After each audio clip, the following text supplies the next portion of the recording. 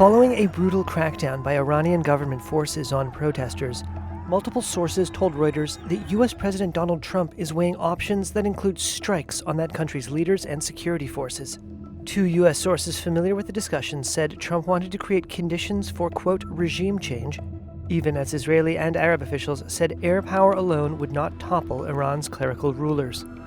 Iran's Foreign Office, the U.S. Department of Defense, and the White House did not respond to requests for comment. The Israeli Prime Minister's office declined to comment. We have an armada. We have a massive fleet heading in that direction, and maybe we won't have to use it. We'll see. The arrival of a U.S. aircraft carrier and supporting warships in the Middle East this week has expanded Trump's military options. Trump repeatedly warned the U.S. might target Iran after protests erupted late last year. The U.S. official said Trump has not made a final decision.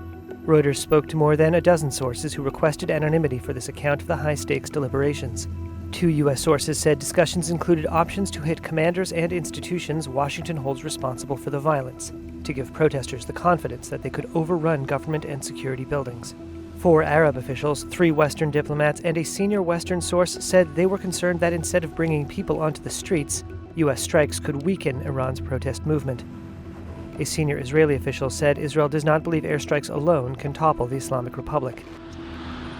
A senior Iranian official told Reuters that Iran was, quote, preparing itself for a military confrontation, while at the same time making use of diplomatic channels. But, the official said, Washington did not seem open to diplomacy. Iran's supreme leader has blamed the U.S. and Israel for the unrest and warned Iran will retaliate if attacked. Gulf states, longtime U.S. allies and hosts to major American bases, fear they would be the first targets for Iranian retaliation. Saudi Arabia, Qatar, Oman, and Egypt have lobbied Washington against a strike on Iran. The United States may pull the trigger, one Arab source said, but it will not live with the consequences. We will. When President Trump said, we're not getting a nuclear Iran, you won't have a nuclear bomb, he meant it. And we sent those B-2s halfway around the world, and they never noticed.